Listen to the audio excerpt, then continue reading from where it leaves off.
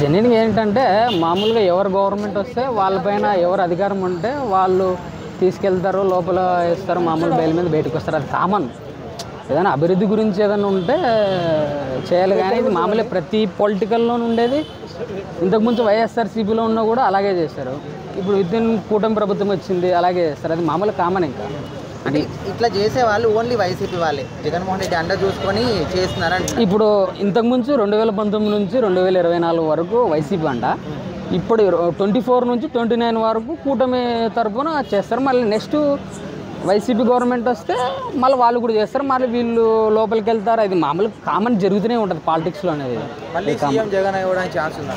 చెప్పలేం. By mistake కూటమి తరఫున ఏదో ఒకటి పొత్తు పెట్టుకుంటే అవ్వడానికి హోప్స్ ఉంటాయి. మరి ఒంటరిగా పోవాలంటే కష్టమే. ఇప్పుడు ప్రభుత్వం ఎట్లా ఉంది మరి? పవన్ కళ్యాణ్ ఇప్పుడు జస్ట్ ఒక 4 months 6 months అయింది. ఇంకా ఒక 1 year అయితే చెప్పగలం ఎలా ఉంటుంది అనేది. అంటే లోకేష్ గారు రెడ్ బుక్ను వాడుకొని వాళ్ళ అంటే ఎవరైతే పగ తీర్చుకుంటారని అనుకోవచ్చా? లోకేష్ గురించి పెద్ద మాట్లాడే టైం వేస్ట్ అంతే.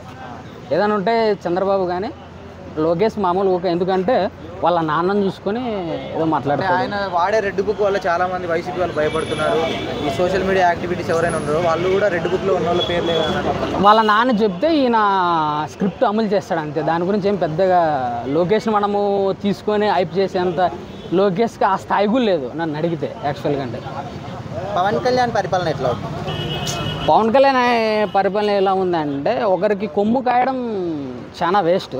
ఆయన సొంతంగా ఎప్పుడైతే నిలదొక్కుంటాడో అప్పుడు భవిష్యత్తులో పైకి వస్తాడనమాట. ఫ్యూచర్లో కాబోయే సీఎం అంటున్నారు. సో మీరేమో? నాకైతే చాలా కష్టం.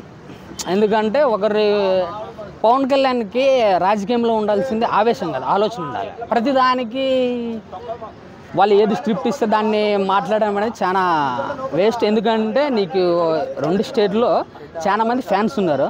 నువ్వు ఎలా ఊహించుకోవాలంటే వేరే వాళ్ళు స్క్రిప్ట్ చెప్తే నువ్వు దాన్ని పట్టి మాట్లాడడం అనేది చాలా తప్పు. నీ సొంత నిర్ణయంతో నువ్వు మాట్లాడాలి. రీసెంట్గా మన ఏదో తిరుపతి లడ్డు వివాదం ఉంది. నువ్వు చంద్రబాబు స్క్రిప్ట్ చెప్తే, ఎందుకంటే కొన్ని కోట్ల మంది భారతదేశంలో కొన్ని కోట్ల మందికి పవిత్రంగా దేవించేది తిరుపతి వెంకటేశ్వర స్వామి. నువ్వు చంద్రబాబు చెప్తే దాన్ని ఏదో ఒక 1 month వరకు డైవర్షన్ పాలిటిక్స్ అనేది మెయింటైన్ చేయకూడదు. ఎందుకంటే హిందువుల మనోభావాలను దెబ్బతీస్తావు కాబట్టి. అలాంటిది నువ్వు వాళ్ళ చెప్తే నీకు ఏదైనా ఉంటే సిట్ ఎంక్వైరీ ఉంది. ఇప్పుడు దాంట్లో ఏం నిర్ణయిస్తావో దాన్ని పట్టి ఫాలోఅప్ కావాలి, కానీ వేరే వాళ్ళు ఎవరు చెప్తే వాళ్ళ మాటలు వినకూడదు. ఓవరాల్గా ఇప్పుడు ప్రభుత్వం ఎట్లా ఉందంటారు ఒక మాట? ఇప్పుడు ఓవరాల్గా ప్రభుత్వం ఎట్లా ఉందంటే ఇంకొక 6 months, ఇప్పుడు 6 months అయింది. ఇంకొక 6 months అయితే క్లారిటీగా వస్తుంది.